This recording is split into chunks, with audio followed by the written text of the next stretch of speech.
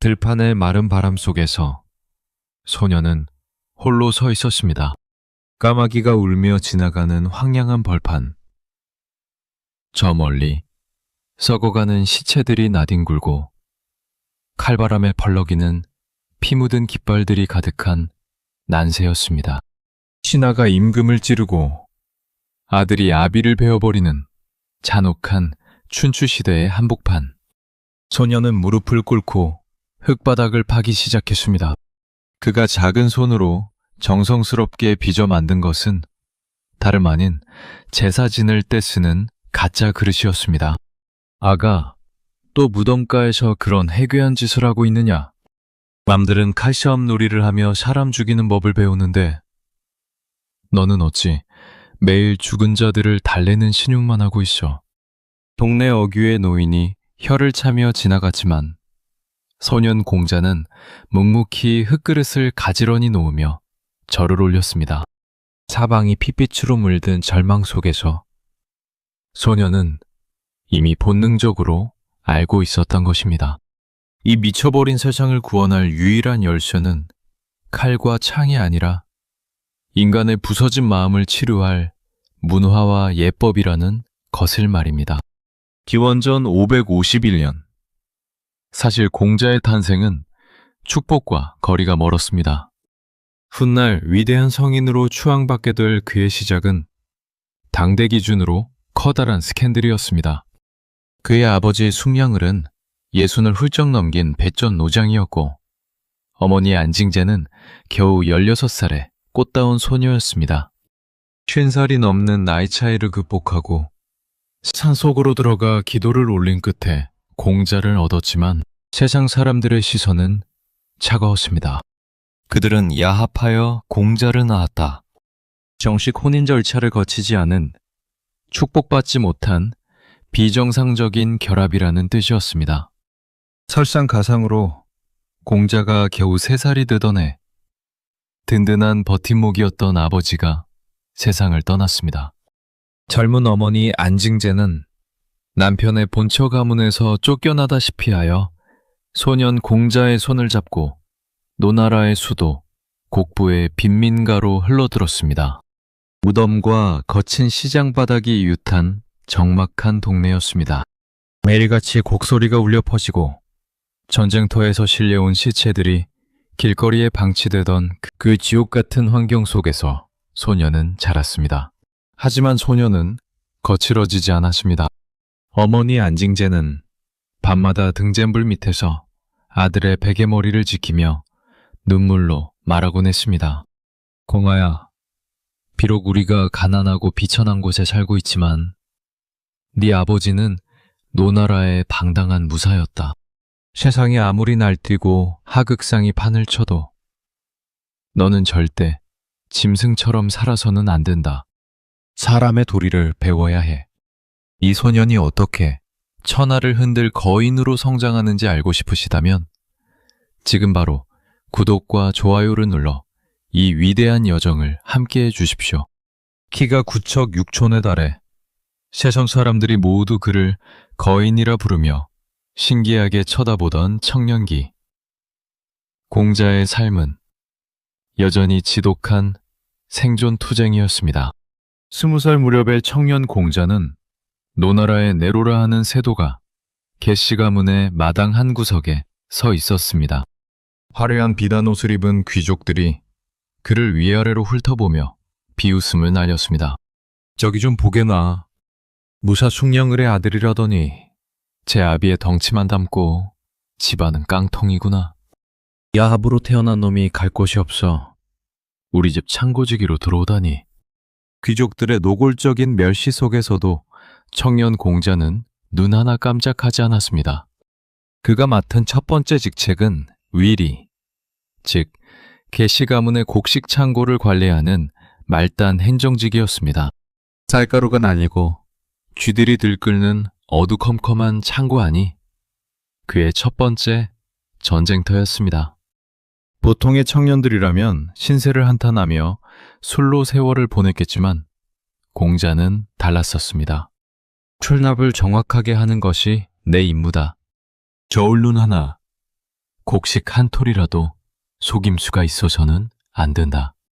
그것이 나라를 지탱하는 가장 작은 예법의 시작이다. 공자는 밤을 새워가며 장부를 정리했습니다. 들어오고 나가는 곡식의 양을 한치의 오차도 없이 계산해내자 그를 무시하던 관리들의 입에서 탄성이 터져 나왔습니다. 행정 능력을 인정받은 그에게 다음으로 맡겨진 일은 승전, 즉 가축을 기르는 목축업이었습니다. 귀족들이 제사에 쓸 소와 양을 키우는 비천한 일이었습니다. 똥오줌이 뒤섞인 마구간 속에서 청년 공자는 가축의 똥을 치우며 생각했습니다. 짐승을 기르는 일도 이와 같다. 정성을 다해 먹이고 돌보면 가축은 살이 찌고 튼튼해진다. 백성을 다스리는 정치가 어찌 이와 다르겠는가. 그가 마구간을 관리하기 시작하자 시들시들하던 양과 소들이 눈에 띄게 포동포동해졌고 새끼를 낳는 수가 배로 늘어났습니다. 비천한 일터 속에서 그는 탁월한 실무 감각과 경영 능력을 온몸으로 체득하고 있었던 것입니다. 하지만 세상은 그를 가만두지 않았습니다. 하루는 노나라의 대부 매니자가 큰 잔치를 열어 전국의 선비들을 초청했습니다. 청년 공자 역시 학문을 토론하고 세상을 배울 기회라 생각하여 상복을 입고 잔치 문턱을 넘어섰습니다. 그때 문지기였던 양호가 청년 공자의 가심을 거칠게 밀쳐내며 소리쳤습니다. 맹씨 가문에서 선비들을 대접하려는 것이지. 너 같은 가난뱅이 창고지기를 분 줄 아느냐? 꼴에 선비 흉내를 내며 어딜 들어오려 해. 당장 꺼져라. 열시와 조롱의 폭풍 속에서 훗날 천하를 뒤흔들 위대한 천재성은 더욱 단단하게 벼려지고 있었습니다. 배우고자 하는 열망이 있다면 그가 누구든 내 문을 두드려라. 나는 결코 차별하지 않을 것이다. 30살 무렵 공자는 마침내 노나라 곡부의 작은 앞마당에 자신의 학당을 열었습니다. 당시의 교육은 철저하게 귀족들만의 전유물이었습니다. 그런 단단한 신분사회의 장벽 속에서 공자가 선포한 교육의 평등은 그야말로 사회를 뒤흔드는 위험하고도 거대한 혁명이었습니다. 공자가 내건 유일한 입학 조건은 아주 소박했습니다. 속수, 즉 말린 육포 한 묶음이었습니다. 이는 엄청난 돈을 요구한 것이 아니라 스승에 대한 최소한의 성의와 예의를 표하라는 상징적인 의미였습니다. 공자의 이 파격적인 선언이 저작거리에 퍼지자 노나라 전역이 발칵 뒤집혔습니다. 공자라는 자가 미쳤구나. 유포 한 조각을 받고 천한 상인과 농민의 자식들에게 글을 가르치다니. 학문의 고귀함을 더럽히는 망동이다. 그의 학당 문이 열리자 정말로 기이한 풍경이 벌어졌습니다. 화려한 비단 옷을 입은 귀족의 자제 옆에 땀냄새가 물씬 풍기는 농구의 아들이 앉았습니다. 매일같이 칼을 차고 사람을 협박하던 시장바닥의 불량배가 책을 폈고 하루 걸어 하루 먹고 사는 비천한 장사꾼의 자식도 붓을 들었습니다. 공자는 이 오합지졸 같은 제자들을 모아놓고 매일 밤 늦게까지 글을 읽고 토론했습니다. 그는 단순히 지식을 주입하지 않았습니다. 시를 읽으며 인간의 감정을 순화시켰고 음악을 연주하며 마음의 균형을 잡게 했으며 예법을 통해 타인을 존중하는 법을 가르쳤습니다. 거친 사내들이 공자의 가르침 속에서 점차 난폭함을 버리고 선비의 기품을 갖추어가기 시작했습니다. 저 같은 천한 놈도 정말로 군자가 될 수 있습니까? 세상은 여전히 저를 손가락질합니다. 군자는 태어나는 것이 아니라 만들어지는 것이다. 스스로를 귀하게 여기고 도리를 행한다면 네가 바로 세상에서 가장 고귀한 군자다.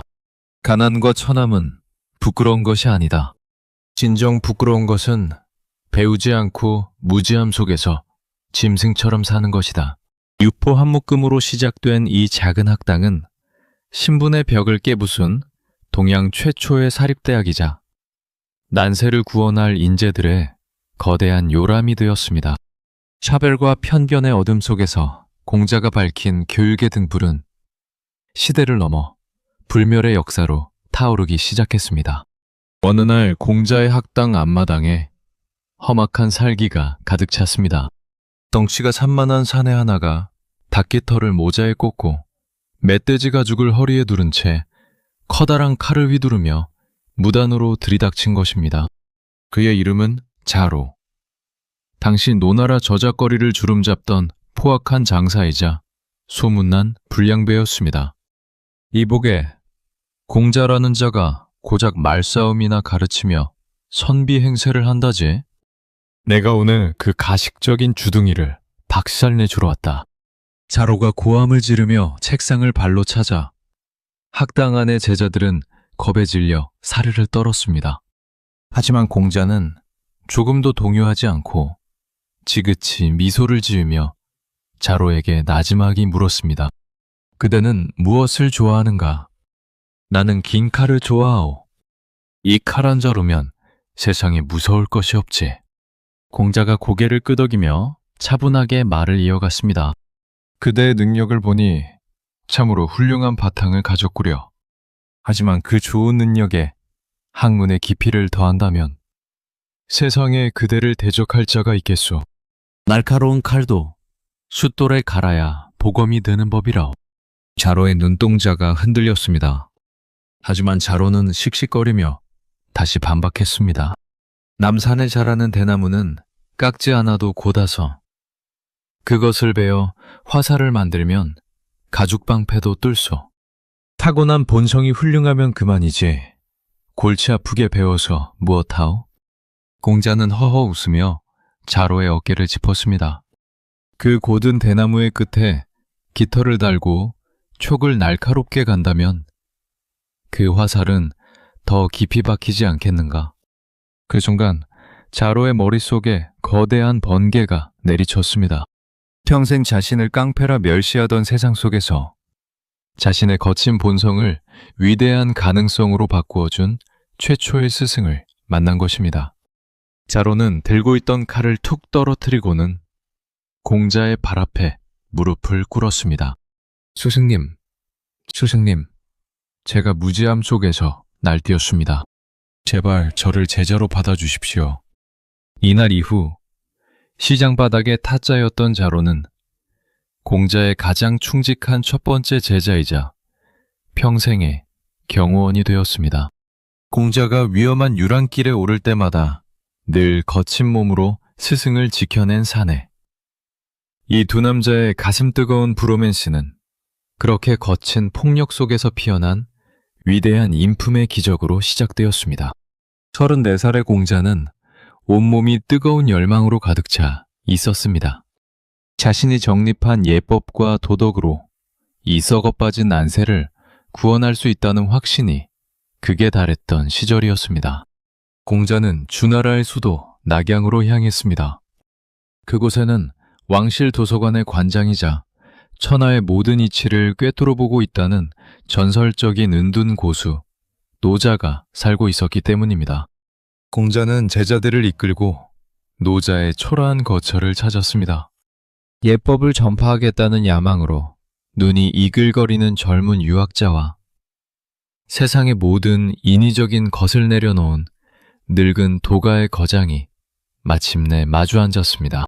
보면 철학 역사상 가장 위대한 드림 매치가 성사되는 순간이었습니다. 공자는 정중하게 절을 올린 뒤 자신이 평생 연구한 고대의 예법과 주나라의 제도에 대해 열변을 토하기 시작했습니다. 선생님, 지금 천하는 군신 간의 의리가 무너지고 풍속이 타락했습니다. 고대 성왕들이 남긴 위대한 예법을 다시 부활시키고 군자들이 앞장서서 도덕을 실천해야만 이 비극적인 혼란을 끝낼 수 있습니다. 법도를 바로 세우고 예의를 엄격히 가르치는 것만이 백성들을 구원할 유일한 길입니다. 공자의 목소리는 낭낭했고 확신에 차 있었습니다. 그러나 노자는 지그시 눈을 감았다가 이윽고 공자의 가슴을 사정없이 찌르는 날카로운 팩트 폭행을 날리기 시작했습니다. 공구여, 그대가 말하는 그 고대 상황들은 이미 뼈다귀까지 모두 썩어 없어지고 오직 그들의 부질없는 말만 남아있을 뿐이네. 군자는 때를 만나면 관직에 나아가 수레를 타지만 때를 만나지 못하면 그저 바람에 떠도는 쑥독새처럼 흘러가듯 살아야 하는 법이거늘. 그대는 어찌 이리 조급하게 세상을 바꾸려 드는가. 노자는 담배 연기를 뱉듯 한숨을 쉬며 공자의 번들거리는 눈빛을 똑바로 쏘아보았습니다. 내가 듣기로 훌륭한 장사는 물건을 깊숙이 숨겨두어 마치 가게가 빈 것처럼 보이게 하고, 군자는 내면에 고결한 덕을 지니고 있으면서도 겉으로는 바보처럼 어수룩한 모습을 취한다고 했네. 지금 그대의 모습을 보게나. 그대의 그 불타는 야망과 가슴속에 가득 찬 교만, 그리고 가식적인 태도부터 버리게나. 그것들은 그대의 삶과 사상에 아무런 도움이 되지 않네. 내가 그대에게 해줄 수 있는 말은 오직 이것뿐이네. 그것은 공자가 평생 들어본 적 없는 가장 잔인하고도 거대한 비판이었습니다. 세상을 구하겠다는 고결한 정의감이 노자의 눈에는 그저 치기 어린 교만과 인위적인 가식으로 보였던 것입니다. 공자는 그대로 얼어붙은 듯 충격 속에서 헤어나오지 못했습니다. 노자의 한마디 한마디는 공자가 쌓아 올린 논리의 상벽을 완전히 무너뜨리고 있었습니다. 자신이 세상을 구하겠다는 생각 자체가 인간의 오만일 수 있다는 거대한 깨달음이 그의 머리를 강타했습니다. 회동이 끝나고 밖으로 나온 공자는 며칠 동안 아무런 말도 하지 않았습니다. 밥도 먹지 않고 멍하니 하늘만 바라보는 스승의 모습에 자로를 비롯한 제자들은 안절부절 못하며 눈치를 보았습니다. 사흘째 되던 날, 마침내 공자가 깊은 한숨을 내쉬며 제자들을 모아놓고 입을 열었습니다. 얘들아, 나는 새가 어떻게 날아다니는지 알고 물고기가 어떻게 헤엄치는지 알며 짐승이 어떻게 달리는지 안다. 달리는 짐승은 그물을 쳐서 잡을 수 있고 헤엄치는 물고기는 낚시를 꿰어 잡을 수 있으며 나는 새는 화살을 쏘아 맞출 수 있다. 그러나 용이 어떻게 바람과 구름을 타고 하늘로 올라가는지는 도저히 알 수가 없구나. 내가 오늘 마주한 노자는 바로 구름 속을 요동치는 거대한 용과 같은 존재였다. 나의 얕은 지식과 가식의 껍질이 그분 앞에서 얼마나 부질없이 깨어졌는지 부끄러울 뿐이구나. 공자는 노자의 독서를 받아들이고 스스로를 낮추었습니다. 비판을 원망으로 갚지 않고 자신의 사상을 더욱 깊고 단단하게 다지는 자양분으로 삼은 것입니다. 이 대결을 통해 공자는 겉으로 드러나는 예법의 형식보다 인간 내면의 진정한 정성과 겸손이 먼저라는 위대한 각성을 이루게 되었습니다. 공자가 살아가던 춘추시대는 그야말로 인류 역사상 가장 잔인하고 참혹한 막장 드라마의 연속이었습니다. 도덕과 예의라는 단어는 이미 땅바닥에 짓밟혀 사라진 지 오래였고 오직 날카로운 칼날과 거대한 군사력만이 모든 가치를 증명하던 약육강식의 지옥이었습니다. 어제의 동지가 오늘의 적이 되어 서로의 목을 베었고 권력을 차지하기 위해서라면 인간으로서 차마 상상조차 할 수 없는 폐륜과 하극상이 날마다 백주대나자에 자행되던 시대였습니다. 어느 날 공자는 이웃나라에서 들려온 참혹한 소식을 접하고 책상을 내리치며 탄식했습니다. 제 나라의 대부 최저가 자신의 군주인 장공을 무참하게 살해한 사건이었습니다. 심지어 장공의 시신을 거리에 내다버리는 천인공노할 하극상이 벌어졌음에도 권력의 공포에 질린 백성들과 신하들은 숨을 죽인 채 그 누구도 최저의 죄를 묻지 못했습니다. 이뿐만이 아니었습니다. 초나라에서는 아들이 아버지를 죽이고 왕위를 찬탈하는 비극이 일어났고, 진나라에서는 군주가 자신의 권력을 유지하기 위해 친자식들을 차례로 학살하는 끔찍한 피바람이 불어닥쳤습니다. 권력이라는 거대한 괴물 앞에서 천륜과 의리는 한낱 먼지처럼 사라져버린 것입니다.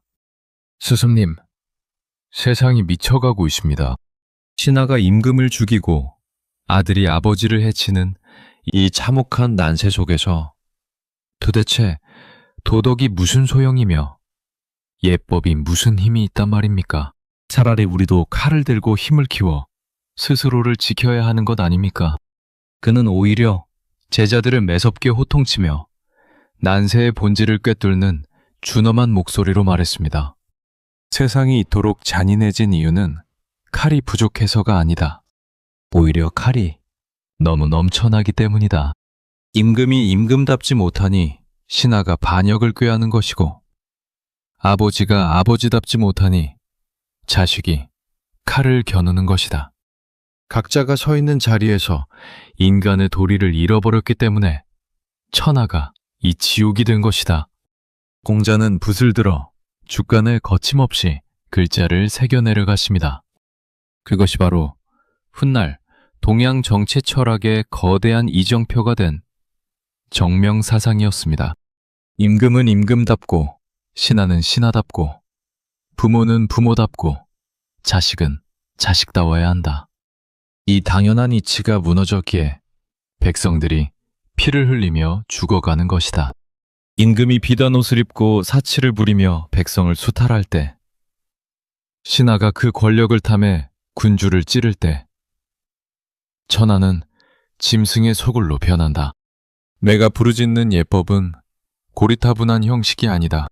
인간이 인간으로서의 본분을 지키게 만드는 가장 강력한 방어벽이자 칼과 창을 녹일 수 있는 유일한 무기다.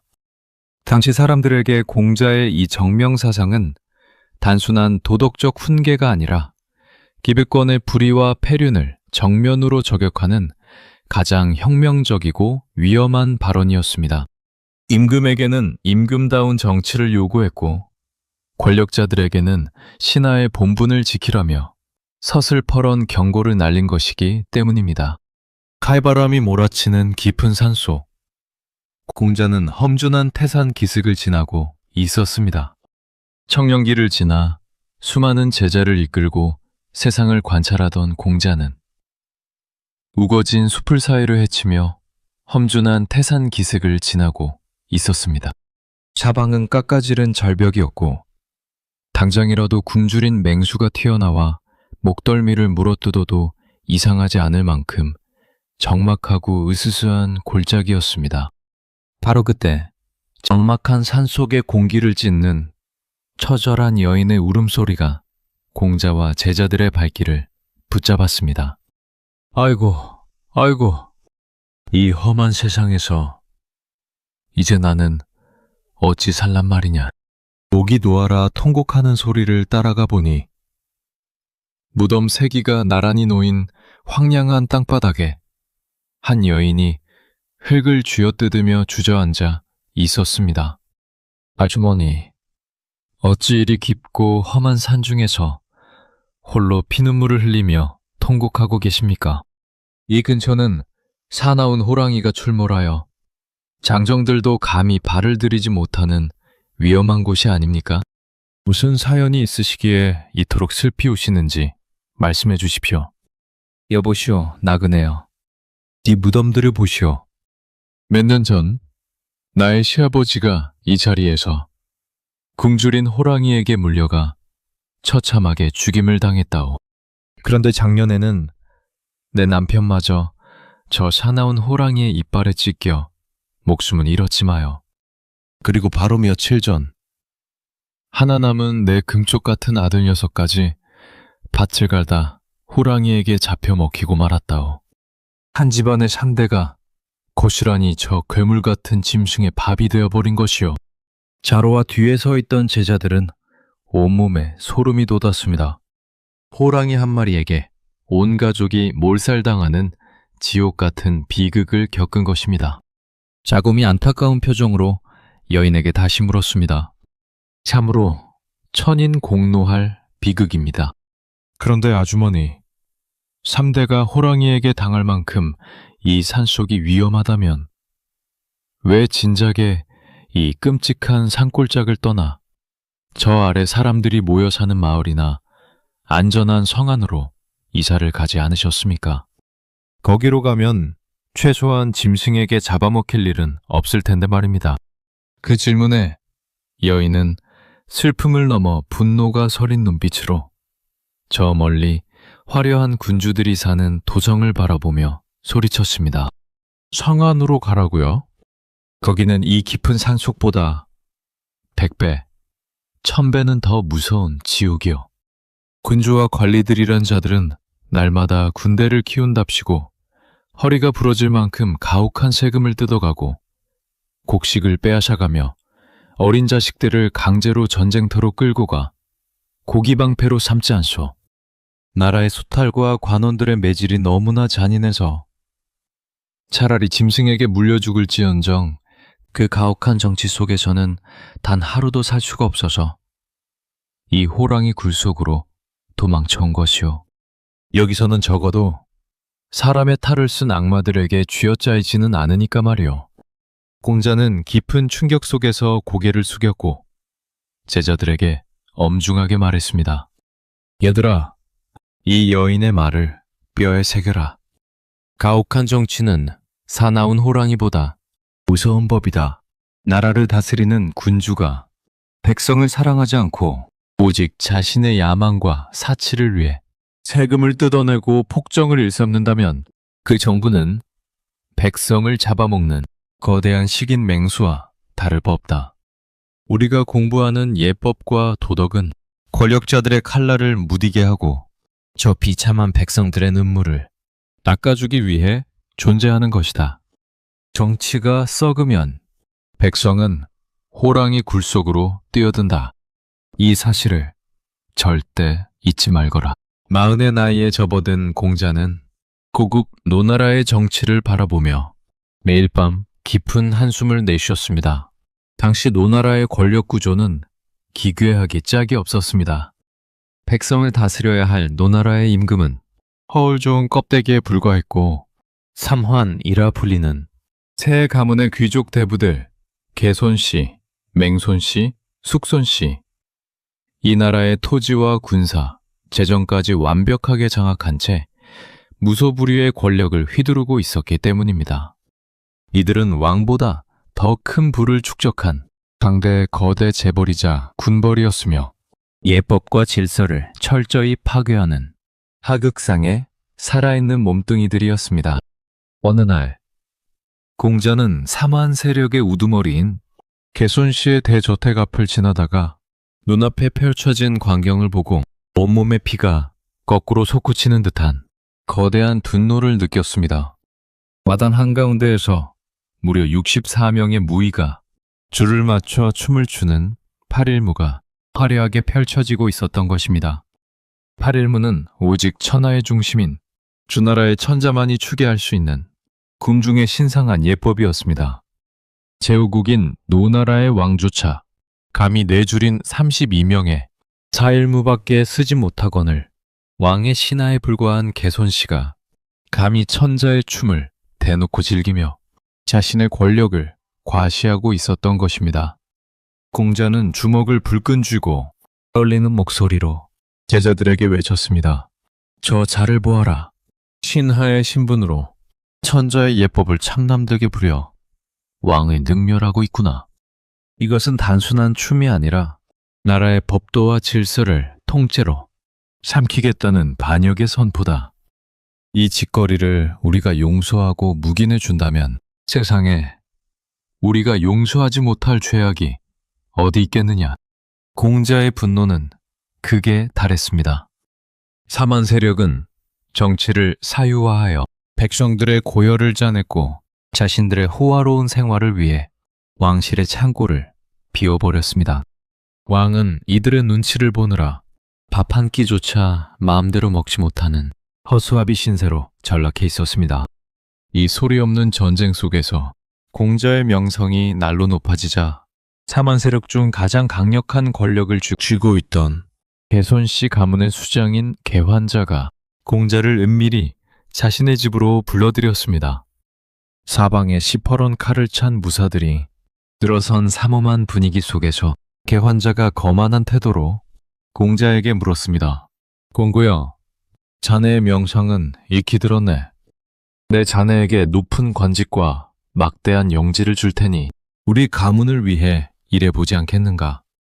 자네가 그 고리타분한 예법 활용을 멈추고 우리 사만의 권력을 옹호해 준다면 북의 영원은 평생 보장해 주겠네. 거대 재벌의 노골적인 매수이자 동시에 거절하면 목숨을 잃을 수도 있는 치명적인 협박이었습니다. 대부시여, 내가 배우고 가르치는 정치는 권력자의 사욕을 채우는 도구가 아닙니다. 신하가 임금의 권력을 훔치고 법도를 무너뜨려 얻은 부귀는 나에게 흐르는 구름과 같을 뿐입니다. 나라의 질서가 바로 서고 왕실이 정치를 회복하지 않는 한 나는 그 어떤 부귀도 받지 않을 것입니다. 제부께서 진정 나라를 위하신다면 지금 당장 가당치 않은 예법의 춤을 멈추고 신하의 자리로 돌아가십시오. 개환자의 얼굴이 흑빛으로 변했고 무사들의 칼날이 번뜩였습니다. 그러나 청렴하고 당당한 공자의 거대한 기백에 눌려 감히 그를 해치지는 못했습니다.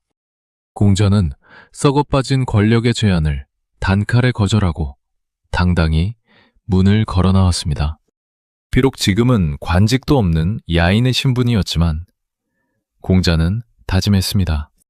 반드시 이 썩어빠진 사만 세력의 독점 체제를 깨부수고 무너진 왕권을 바로 세워 백성들이 안심하고 살 수 있는 정의로운 나라를 만들겠다고 말입니다. 마침내 공자의 나이 56살이 되던 해 그의 인생에서 가장 찬란하게 빛나는 정치적 전성기가 찾아왔습니다.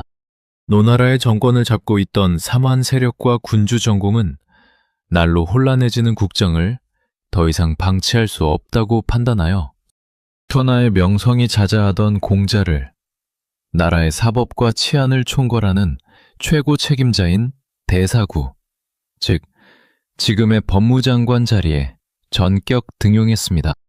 평생 야인으로 살며 제자들을 가르치던 철학자가 마침내 자신의 거대한 이상을 현실 정치 속에서 직접 펼칠 수 있는 칼자루를 쥐게 된 것입니다.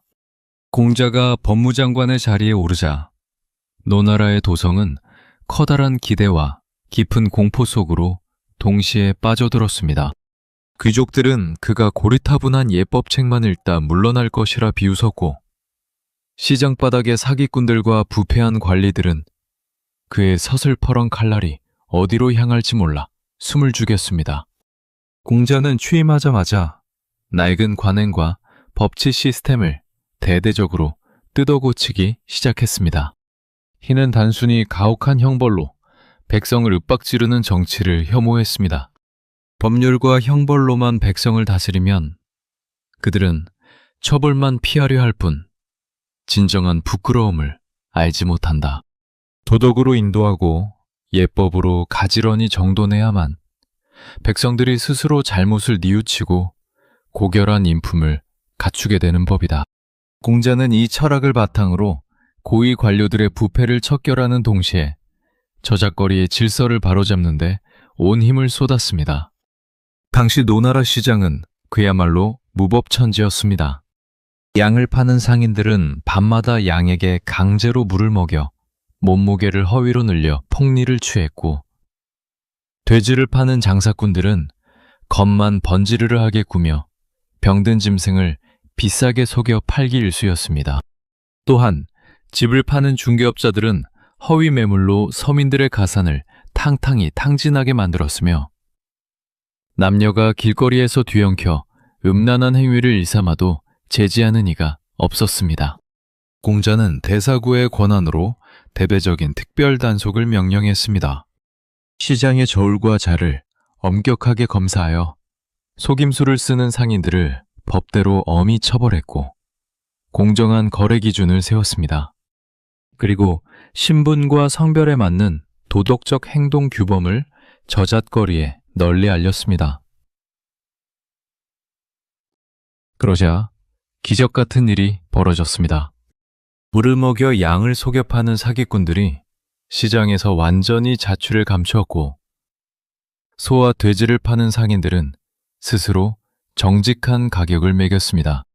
길거리를 지나가던 남녀는 부딪히지 않도록 서로 길을 양보하며 걸었고, 심지어 길바닥에 값비싼 재물이나 물건이 떨어져 있어도 그 누구도 그것을 탐내어 주워가지 않았습니다.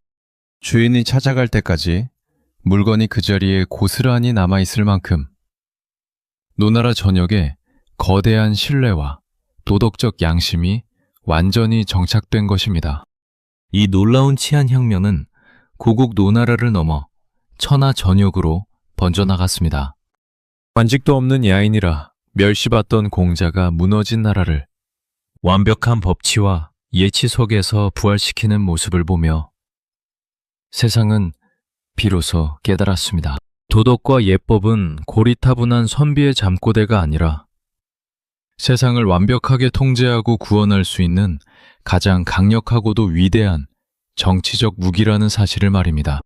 노나라가 법무장관 공자의 강력한 개혁 정치 속에서 날이 갈수록 부강해지고 도덕적 질서를 회복하자 가장 큰 위협과 공포를 느낀 것은 바로 이웃한 강대국 제나라였습니다. 제나라의 대부 여보는 매일 밤 군주 경공을 찾아가 다급한 목소리로 음모를 꾸몄습니다. 전하, 지금 노나라의 공구가 정치를 맡은 지 불과 몇 달 만에 나라의 기강이 서고 백성들이 결속하고 있습니다. 이대로 정치가 계속된다면 노나라는 머지않아 천하의 패권을 쥐게 될 것이고 가장 가까이 있는 우리 제나라가 첫 번째 타깃이 되어 집어삼켜질 것입니다. 무슨 수를 써서라도 공구를 노나라 왕의 눈에서 멀어지게 만들어 축출해야 합니다. 제나라는 공자의 강직한 도덕성을 무너뜨리기 위해 인간의 가장 취약한 본능을 자극하는 비열하고도 거대한 미녀 계략을 짜냈습니다. 제나라는 전역에서 엄선한 절세 미녀 80명을 모아 화려한 비단 옷을 입히고 고대 궁중무용인 강학을 철저히 훈련시켰습니다. 그뿐만 아니라 황금빛 털을 뽐내는 귀한 명마 수십 마리를 나란히 배치하여 노나라의 군주 전공에게 비밀리에 선물로 보냈습니다. 어느 날 노나라 도성 남문 외곽에 임시 무대가 세워졌고 제나라에서 온 미녀들이 음악에 맞춰 관능적인 춤을 추기 시작했습니다.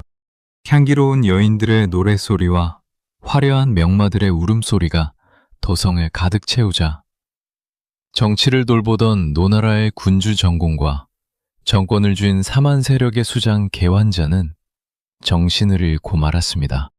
이들은 정사를 팽개친 채 며칠 동안 남문 밖 기생들의 장막 속에 머물며 술과 유흥에 흠뻑 빠져들었습니다.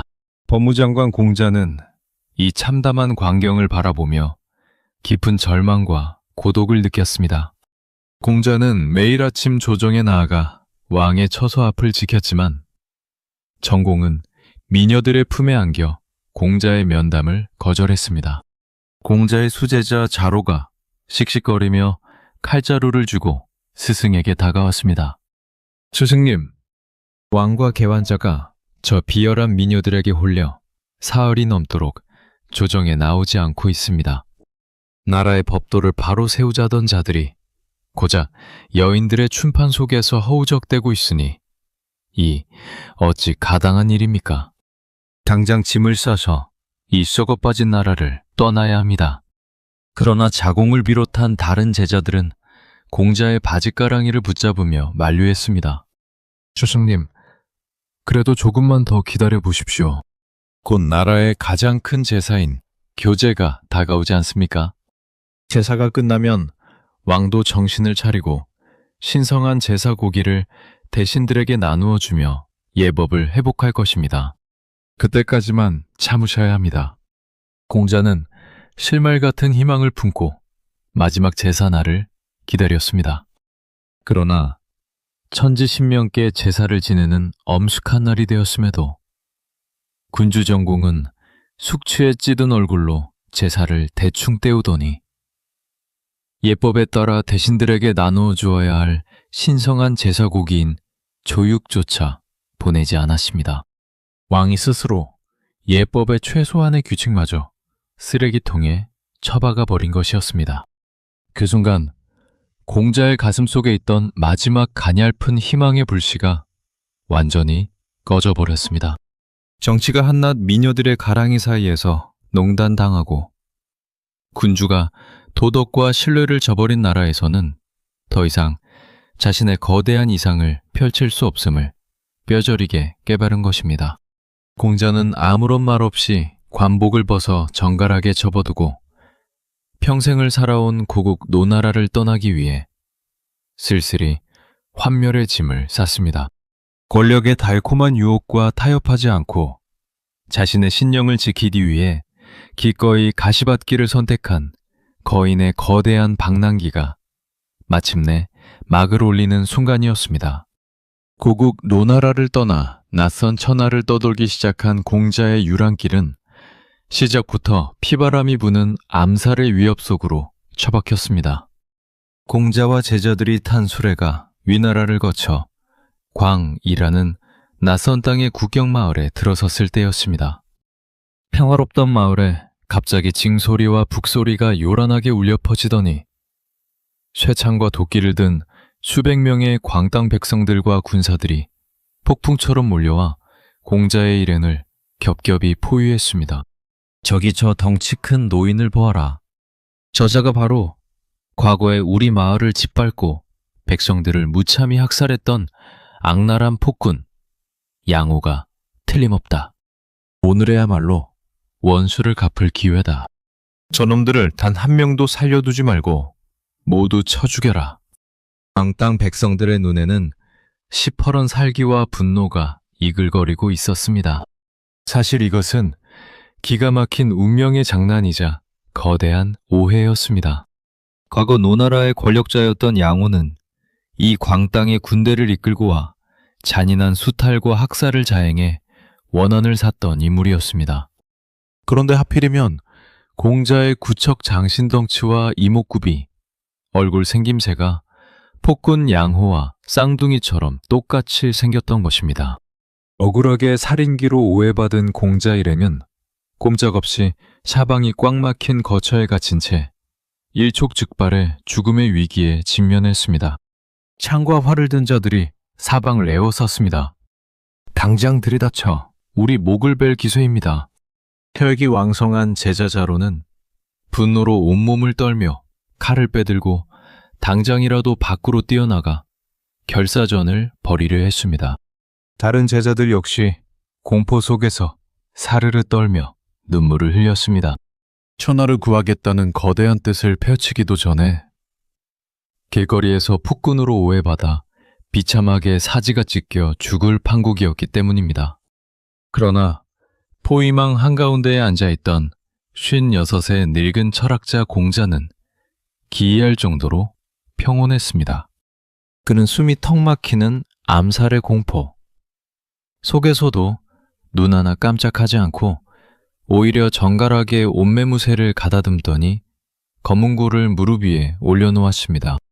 그리고는 마른 가을바람이 부는 창밖의 군사들을 향해 나지막이 줄을 튕기며 노래를 부르고 연주를 시작했습니다. 웅장하고도 맑은 검은고 소리가 살기등등한 광땅의 하늘을 잔잔하게 울렸습니다.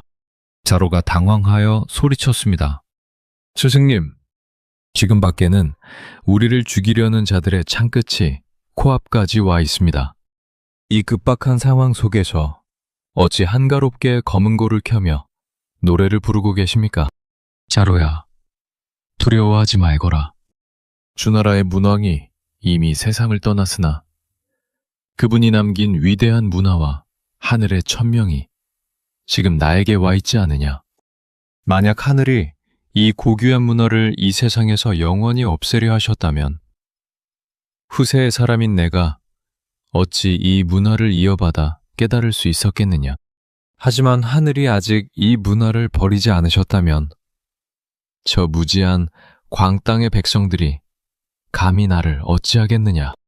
나를 죽이고 살리는 것은 저들의 칼날이 아니라 오직 하늘의 뜻에 달려있다. 죽음의 위기 속에서도 도도하게 울려 퍼지는 검은고 소리와 공자의 서슬퍼런 기백은 담장 밖의 군사들을 압도했습니다. 사흘 밤낮 동안 부드러우면서도 장엄한 음악이 계속되자 광땅의 장수와 백성들은 동요하기 시작했습니다. 폭군 양우라면 당장 칼을 들고 날뛰며 사람을 죽였을 텐데 저 노인은 신선처럼 검은고를 타며 고결한 기품을 뿜어내고 있었기 때문입니다.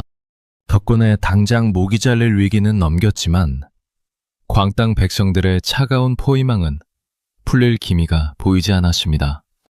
결국 자공이 은밀히 빠져나가 구원병을 요청하는 동안 공자 일행은 야반도주하듯 삼엄한 포위망을 뚫고 탈출해야 했습니다. 어두운 밤, 삼엄한 감시를 피해 탈출하는 도중 발각되면서 수백 명의 군사가 창을 휘두르며 쫓아오는 혼란 속에서 공자의 일행은 사방으로 흩어져 정신없이 도망쳐야 했습니다. 마른 먼지가 자욱하게 피어오르는 황량한 벌판을 지나 겨우 안전한 은신처에 도착했을 때 공자는 거친 숨을 몰아쉬며 제자들의 얼굴을 하나하나 확인했습니다. 안회는 어디 있느냐? 내 아들 같은 아내는 도대체 어디로 갔단 말이냐? 공자의 목소리가 가늘게 떨렸습니다. 자루와 자공을 비롯한 쟁쟁한 제자들이 모두 곁에 있었지만 공자가 가장 아끼고 사랑하던 수제자 안회의 모습은 그 어디에도 보이지 않았습니다. 안회는 평생 가난하여 한 그릇의 밥과 한 바가지의 물만으로 헌신하면서도 단 한 번도 불평하지 않고 스승의 사상을 온전히 이어받은 공자의 영혼이자 심장 같은 존재였습니다. 하루가 지나고 이틀이 지나도 안회의 소식은 들리지 않았습니다.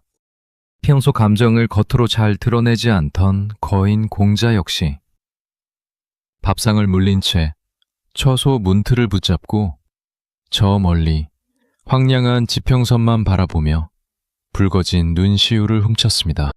자신의 개혁 야망 때문에 죄 없는 자식 같은 제자를 사주로 몰아넣었다는 거대한 자책감이 늙은 철학자의 가슴을 사정없이 짓누르고 있었습니다. 사흘째 되던 날 저녁, 저 멀리 붉게 물든 노을 속에서 넝마가 된 옷을 입고 먼지를 뽀얗게 뒤집어 쓴 가냘픈 실루엣 하나가 절뚝거리며 걸어왔습니다. 안회였습니다. 지칠 대로 지쳐 당장이라도 쓰러질 것 같은 몰골이었지만 그의 품에는 스승의 소중한 대나무 책들이 담긴 보따리가 단단하게 안겨 있었습니다. 스승님, 제자가 이제야 돌아왔습니다. 안회가 마당에 들어서며 털썩 무릎을 꿇자 56의 늙은 스승 공자는 신발도 신지 않은 맨발로 마당 한복판까지 단숨에 뛰어나갔습니다. 공자는 안회의 먼지 가득한 어깨를 감싸 안고 떨리는 손으로 그의 얼굴을 어루만지며 눈물을 흘렸습니다. 안회야, 나는 네가 저 무지한 군사들의 칼날에 이미 죽은 줄로만 알았다. 네가 없으면 내가 어찌 사상을 전하고 천하를 돌겠느냐.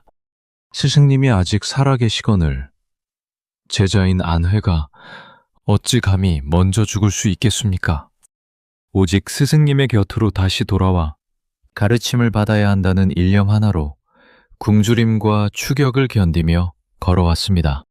생사의 갈림길 속에서 스승과 제자의 이 눈물겨운 신뢰는 단순한 학문적 관계를 넘어선 영혼의 결합이었습니다. 위나라와 광땅을 거쳐 가혹한 유랑을 이어가던 공자 일행이 송나라의 국경을 넘었을 때 그들을 기다리고 있었던 것은 더욱 노골적이고 잔인한 암살의 음모였습니다. 당시 송나라의 군사 책임자이자 막강한 실권자였던 대부 환퇴는 공자라는 인물을 극도로 혐오하고 경계했습니다. 환퇴는 사치와 탐욕이 극에 달해 자신이 죽은 뒤 묻힐 거대한 성묘를 만들기 위해 수백 명의 석공을 동원해 무려 3년 동안 백성들을 쥐어짜며 돌을 깎게 만들던 잔인한 권력자였습니다. 공자는 송나라에 도착하자마자 환퇴의 이러한 폭정을 정면으로 비판했습니다. 이 소식을 들은 환퇴는 분노로 눈이 뒤집혀 시퍼런 칼을 찬 군사들을 소집했습니다. 공구라는 그 늙은 선비놈이 감히 내 정치를 논하며 백성들을 선동하려 드는구나.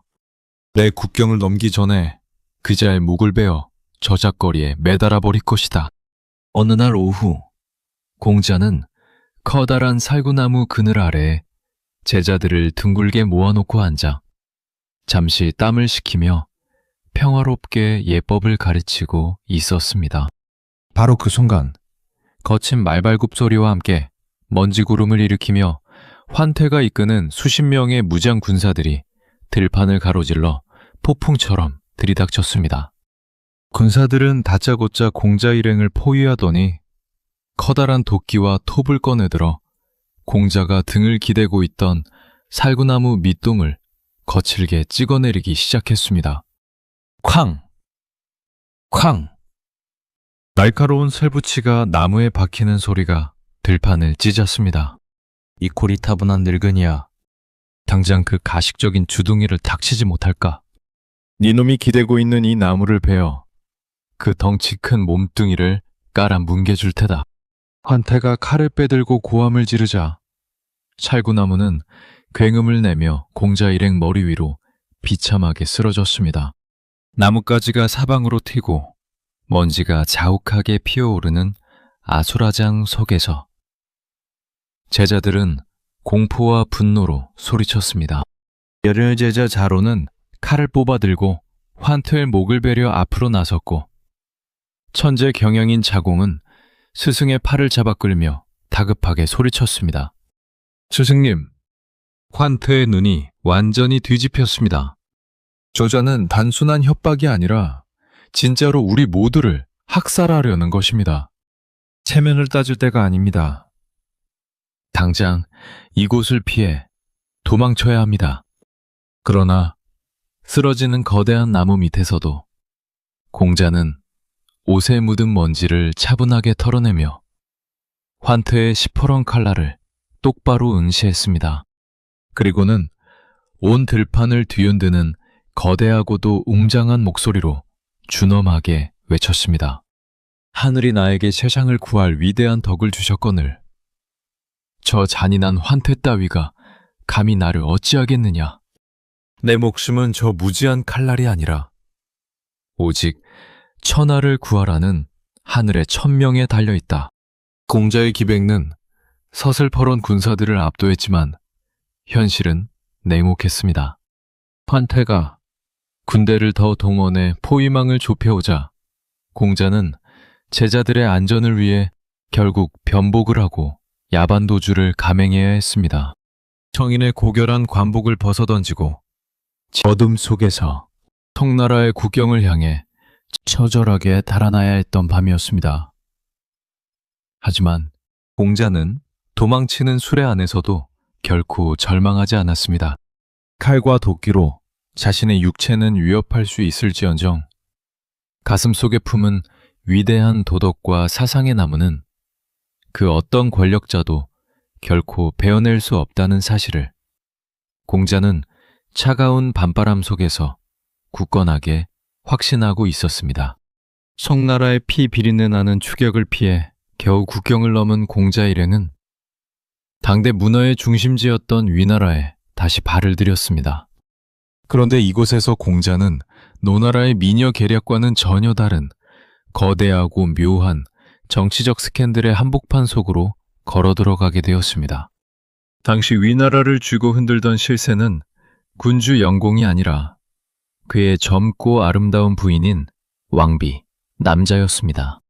그녀는 온 천하가 다 아는 절세 미녀이자 동시에 자신의 권력을 유지하기 위해 온갖 추문과 음모를 일삼던 당대 최고의 스캔들 메이커였습니다. 공자의 명성을 들은 왕비 남자는 은밀한 욕망과 정치적 계산을 품고 공자에게 만남을 요구했습니다. 천하의 군자들이 위나라와 인연을 맺고자 한다면 반드시 나를 먼저 거쳐가야 합니다. 공구 선생께서도 내 방으로 들어오시죠.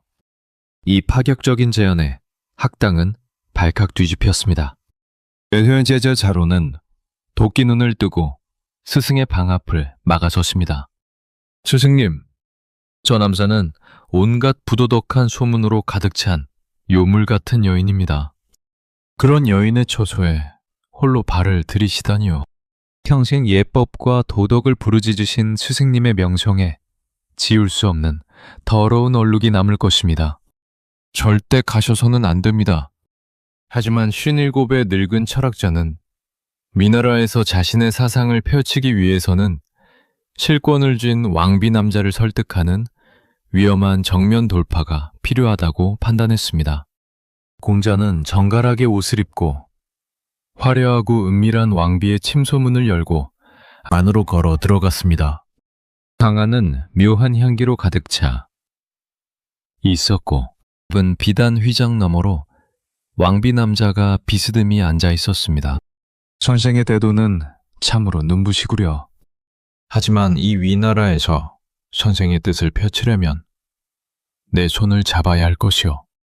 왕비시여, 정치는 화려한 장신구처럼 겉만 꾸미는 것이 아닙니다. 군주와 왕비가 먼저 백성 앞에 부끄럽지 않은 도덕을 보일 때 나라도 비로소 바로 서는 법입니다. 공자는 미색과 권력의 유혹 앞에서도 추호의 흔들림 없이 당당하게 인강의 도리를 논했습니다. 복대가 끝나고 공자가 방을 나서자 밖에서 기다리던 자로는 붉어진 얼굴로 스승을 쏘아보며 거칠게 따져 물었습니다. 스승님, 도대체 저 음탕한 여인의 방 안에서 무슨 대화를 나누신 겁니까? 진정 군자의 지조를 지키신 게 맞습니까? 가장 믿었던 제자에게 노골적인 의심을 받자 공자는 억울함과 답답함에 펄쩍 뛰며 하늘을 향해 손을 치켜들었습니다. 그리고는 온 학당이 떠나가라 호쾌하면서도 간절한 목소리로 맹세했습니다. 자로야, 내가 만약 저 안에서 예법에 어긋나는 부정한 짓을 하거나 군자의 도리를 저버렸다면 하늘이 나에게 처참한 벌을 내리실 것이다. 위나라에서 기묘한 스캔들을 돌파하며 유랑을 이어가던 공자 학단의 수레 안에는 늘 팽팽한 긴장감이 감돌았습니다. 외부의 살인적인 추격, 암살 위협도 무서웠지만 때로는 내부에서 치고 올라오는 제자들과의 치열한 사상적 배틀이 늙은 철학자의 뒷목을 잡게 만들었기 때문입니다. 그 중에서도 공자를 가장 깊은 분노와 환멸 속으로 밀어넣은 인물은 바로 말재주가 신의 경지에 달했던 천재적인 문제야 제자 제여였습니다. 어느 날 해가 중천에 떠서 대낮에 뜨거운 햇볕이 쏟아지던 도중이었습니다. 유랑길의 고단함 속에서도 다른 제자들은 스승의 주위에 둘러앉아 부지런히 간독을 깎고 책을 읽고 있었는데 학당 한 구석에서 요란한 코골이 소리가 적막한 공기를 깨뜨렸습니다. 공자가 다가가 휘장을 젖혀보니 제여가 대낮부터 베개를 베고 천하태평하게 엎어져 낮잠을 자고 있었습니다. 하루하루가 생사의 고비여 한 글자라도 더 배워서 난세를 구해야 할 엄숙한 유랑길 속에서 대낮에 늘어져 자는 제자의 모습은 공자의 이성을 끊어놓기에 충분했습니다. 공자는 펄쩍 뛰며 대나무 책상을 내리쳤습니다. 썩은 나무에는 결코 아름다운 조각을 할 수 없고 걸음치를 한 흙벽은 흙개질을 해봐야 다시 더러워질 뿐이다. 제여 저놈은 도대체 내가 무엇을 가르치겠느냐? 옛날에 나는 사람들을 대할 때 그의 말만 듣고도 그 행실을 믿었으나 이제 제여 저놈을 본 이후로는 사람의 말을 듣고도 반드시 그의 행실을 다시 살펴보게 되었다. 말만 번지르르 하고 실천이 없는 자는 썩은 나무와 같을 뿐이다. 공자의 서슬퍼런 독설에 제여는 눈을 비비며 일어났지만 결코 기가 죽지 않는 당돌한 천재였습니다.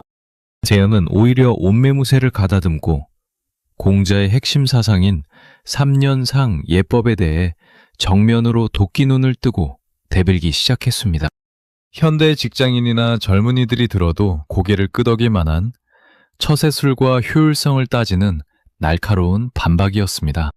스승님, 부모가 돌아가셨다고 해서 무려 3년 동안이나 생업을 전폐하고 묘주소 옆에서 고글하며 슬퍼하는 것은 너무나 비효율적이고 가혹한 규칙 아닙니까?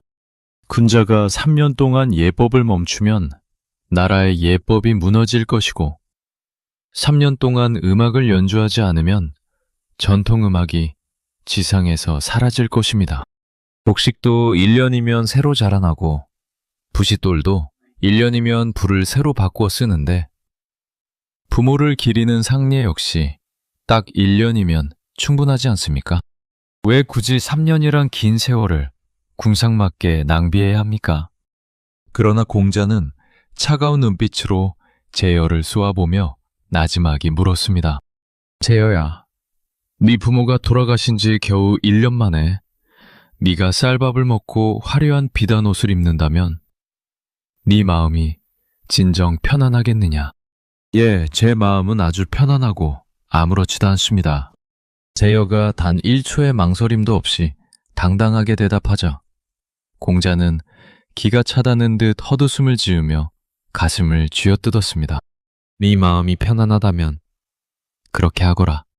본래 군자는 부모의 상을 치를 때 맛있는 음식을 먹어도 맛이 없고 아름다운 음악을 들어도 즐겁지 않기에 3년 동안 슬퍼하는 것이다. 그런데 너는 겨우 1년 만에 마음이 편안하다고 하니 네 놈은 인간의 마음은 잃어버린 자로구나.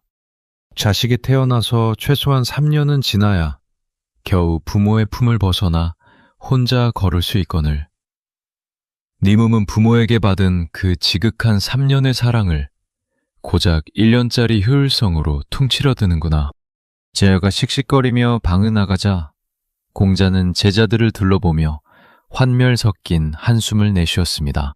공자는 겉으로만 번지르르한 말재주와 효율성만을 따지는 처세술이 인간의 가장 고귀한 본성인 인과 정성을 어떻게 훼손하는지 똑똑히 목격했습니다. 비록 제자와의 이 처절한 논쟁 속에서 깊은 상처를 받았지만 공자는 타협하지 않았습니다. 말만 앞세우는 난세의 가식적인 정치가들을 향해 실천과 진심이 담긴 도덕만이 세상을 치유할 수 있다는 사실을 공자는 문제야 제자와의 불타는 설전 속에서 더욱 단단하게 못 박아 정립해가고 있었습니다. 13년간 대책 없이 전국의 국경을 넘나들며 굶주림과 암살 위협에 시달리던 공자학단이 길바닥에서 공중분해되지 않고 끝까지 버틸 수 있었던 비결은 무엇일까요? 당시 100여 명이 넘는 거대한 무리를 이끌고 유랑하는 데는 상상을 초월하는 막대한 비용이 필요했습니다. 이 처절한 생존 투쟁 속에서 공자의 든든한 지갑이자 위대한 해결사로 등장한 인물이 바로 언변의 달인이자 장사의 천재였던 제자 자공이었습니다. 자공은 시장의 흐름과 재물의 이치를 꿰뚫어 보는 자본주의적 감각이 신의 경지에 달한 인물이었습니다. 사마천은 사기 화심열전에 자공의 천재적인 경영 능력을 따로 기록할 만큼 그를 대단한 거부로 묘사했습니다. 그는 각 나라의 물가가 요동칠 때 어떤 물건을 사두었다가 어디에 팔아야 풍미를 취할 수 있는지 정확하게 알고 있었습니다. 자공이 수레를 몰고 국경을 넘으며 물건을 사고 팔 때마다 공자학단의 창고에는 황금과 식량이 가득 쌓였습니다. 공자가 천하를 유랑하며 수많은 군주를 만나 큰 소리를 칠 수 있었던 외교적, 정치적 독립성 역시 자공의 거대한 재력 속에서 완성된 것이었습니다. 어느 날 유랑길의 고단함 속에서 자공이 값비싼 비단 옷을 입고 금으로 장식한 수레에서 내리자 가난을 최고의 미덕으로 여기던 다른 제자들이 수근거리며 그를 비판했습니다. 이 모습을 본 공자는 허허 웃으며 안회는 고결하여 평생 가난 속에서도 마음이 평안하지만 가끔 방이 비어 굶주릴 때가 많다. 그러나 자공은 하늘의 명을 받지 않고도 스스로 재물을 불리는 천재적인 능력이 있어 그가 예측하여 물건을 사면 백발백중으로 맞아떨어지는구나. 자공의 그 현실적인 지혜와 자본이 없었다면 우리가 어찌 13년 동안 굶지 않고 대도를 전할 수 있었겠느냐. 자공은 단순히 돈만 되는 스폰서가 아니었습니다. 그는 마케팅과 브랜딩의 천재이기도 했습니다. 당시 세상 사람들은 관직도 얻지 못하고 유랑하는 공자를 향해 상가집게라며 조롱하기 일쑤였습니다. 그럴 때마다 자공은 전국의 제후들과 거상들을 만나며 스승의 가치를 위대하게 포장하고 브랜딩했습니다. 제나라의 경공이나 오나라의 왕 부차 같은 거대 권력자들도 자공이 찾아와 스승 공자의 가르침을 전하면 감히 고개를 숙이고 그를 극진히 대접해야 했습니다. 자공은 공자라는 이름을 천하 최고의 브랜드로 만들어낸 1등 공신이었던 것입니다. 훗날 위나라의 대부 대경자가 자공을 찾아와 은밀하게 이간질을 시도한 적이 있었습니다. 자네의 재력과 능력을 보니 선생인 공구보다 자네가 훨씬 더 위대하고 똑똑한 것 같구려. 어찌 그 늙고 몰락한 선비 밑에서 제자 노릇을 하고 있는가?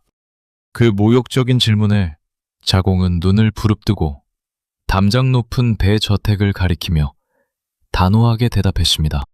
대부시여, 인간의 학문과 인품을 담장에 비유해 보겠소. 나의 담장은 겨우 어깨 높이에 불과하여 밖에서 들여다보면 집안의 화려한 보물들이 다 보입니다. 그러나 우리 스승님의 담장은 수십 길 높이에 달하여 그 위대한 문을 통해 안으로 들어가지 않으면 그 안에 있는 종묘의 아름다움과 백관의 풍성함을 도저히 볼 수가 없는 법이요. 나의 지혜는 한갓 흘러가는 냇물에 불과하지만 우리 스승님의 위대한 대도는 천하를 비추는 태양과 같소. 내 어찌 감히 그 거대한 빛을 넘볼 수 있겠소. 자공은 자본의 힘으로 스승의 사상을 지켜냈고 세속의 날카로운 칼날로부터 학단의 방패가 되어주었습니다. 천하를 유랑하던 공자의 인생에서 가장 처절하고 비참했던 생사의 고비, 이른바 진체지에게 거대한 비극이 공자학단을 덮쳤습니다. 공자의 나이 63살. 그가 초나라의 초청을 받아 이동하려 하자 그의 정치적 복귀를 두려워한 진나라와 채나라의 대부들이 음모를 꾸몄습니다. 이들은 군사들을 동원해 공자 이른이 지나던 황량한 들판의 앞뒤 국경을 완전히 봉쇄해버렸습니다. 사방이 칼을 든 군사들로 막힌 채 공자와 제자들은 지독한 황무지 한복판 속에 꼼짝없이 고립되고 말았습니다. 시간이 흐르며 지옥 같은 굶주림이 시작되었습니다. 하루, 이틀, 사흘, 나중에는 무려 일주일 동안 조밥 한 그릇, 물 한 모금조차 구하지 못하는 극한의 상황이 이어졌습니다. 혈기왕성하던 장정 제자들이 하나둘씩 기력을 잃고 흙바닥에 쓰러졌습니다. 다리가 부어올라 걷지 못하는 자가 속출했고 굶주림의 고통 속에서 피눈물을 흘리며 신음하는 소리가 들판을 가득 채웠습니다. 학단의 기강은 완전히 무너져 내리기 일보 직전이었습니다. 바로 그때 늘 꾸준히를 도맡아 하던 경호원 자로가 분노로 눈이 뒤집힌 채 스승의 처소문을 거칠게 걷어차고 들어왔습니다. 자로의 얼굴은 굶주림으로 해골처럼 쑥쑥 들어가 있었고 손에는 시퍼런 칼을 쥔 채 온몸을 부르르 떨고 있었습니다. 자로는 공자를 똑바로 쏘아보며 뼈에 사무친 서운함과 분노를 폭발시켰습니다. 스승님, 군자도 이토록 궁상맞게 길바닥에서 굶어 죽어야 합니까? 우리가 평생 정의를 외치고 예법을 행한 결과가 고작 이 황량한 들판 속에서 짐승처럼 굶어 죽는 것입니까? 도대체 하늘의 도리는 어디 있으며 우리가 배운 학문은 무슨 소용이란 말입니까? 공자는 자로의 분노 섞인 고함을 묵묵히 다 받아내더니 바위처럼 단단하고 웅장한 목소리로 대답했습니다. 자로야, 군자라고 해서 어찌 가난과 고난을 피해갈 수 있겠느냐? 군자 역시 살다 보면 이토록 지독하게 궁한 처지에 빠질 때가 있는 법이다. 그러나 소인과 군자의 차이는 바로 이 순간에 드러난다. 군자는 아무리 처참하고 궁할지라도 자신의 지조를 단단히 지키며 굳건하지만 소인은 조금만 형편이 궁해지면 도덕을 버리고 무슨 짓이든 막 나가는 법이다. 공자는 흙바닥에 누워 신음하는 제자들을 향해 한 걸음 다가가 그들의 거친 손을 잡으며 말을 이어갔습니다. 우리가 지금 굶고 있는 것이 우리의 죄 때문이냐? 군대가 길을 막았다고 해서 우리의 태도가 틀린 것이냐? 서리가 내리고 차가운 겨울바람이 불어온 후에야 비로소 소나무와 잣나무가 시빌지 않는다는 것을 알 수 있는 법이다. 지금 이 지독한 굶주림과 고난은 하늘이 우리의 태도를 더욱 단단하게 베려내기 위해 주신 거대한 시험대일 뿐이다. 그러니 낙담하지 말거라. 죽음의 위기 속에서도 한치의 흐트러짐 없이 도덕의 가치를 논하는 스승의 위대한 기백 앞에 분노로 날뛰던 자로는 스스로 칼을 거두고 무릎을 꿇으며 눈물을 흘렸습니다. 이후 자공이 목숨을 걸고 포위망을 뚫고 나가 초나라의 군대를 이끌고 오면서 공자 일행은 극적으로 구출되었습니다. 피눈물 나는 일주일간의 진체지액 속에서 공자는 제자들에게 온몸으로 보여주었습니다. 인간의 존엄성과 신념은 물질적 풍요가 아니라 가장 비참하고 굶주린 절망의 순간에 비로소 찬란하게 증명된다는 위대한 사실을 말입니다. 극적으로 살아남은 공자 일행은 발걸음을 옮겨 정나라의 국경을 넘었습니다. 그러나 국경을 넘는 혼란 속에서 또다시 기가 막힌 사고가 터지고 말았습니다. 쫓아오는 군사들을 피하느라 수레가 사방으로 흩어지는 과정에서 63세 늙은 스승 공자가 제자들과 완전히 떨어져 홀로 길을 잃어버린 것입니다. 천하를 구하겠다던 위대한 성인이 낯선 타국의 한복판에서 홀로 낙오자가 된 비참한 상황이었습니다. 공자는 정나라의 도성인 광문, 즉 동문 성벽 아래에 멍하니 서서 제자들이 자신을 찾아오기만을 간절히 기다리고 있었습니다. 그의 옷은 오랜 유랑과 굶주림으로 여기저기 찢어지고 흙먼지가 뽀얗게 앉아 넝마나 다름없었고 구척 장신의 거대한 덩치는 피로에 지쳐 굽어 있었습니다.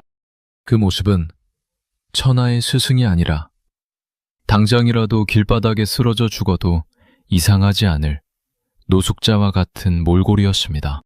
바로 그때 공자를 찾아 정나라 도성 안팎을 미친 듯이 헤매고 다니던 천재 경영인 자공이 성문 근처의 저작거리에서 현지 백성 한 명을 붙잡고 다급하게 물었습니다. 여보시오, 혹시 이 근처에서 키가 엄청나게 크고 기품이 있어 보이는 노인 한 분이 지나가는 것을 보지 못했소? 우리 스승님이신데 길을 잃으셨다오.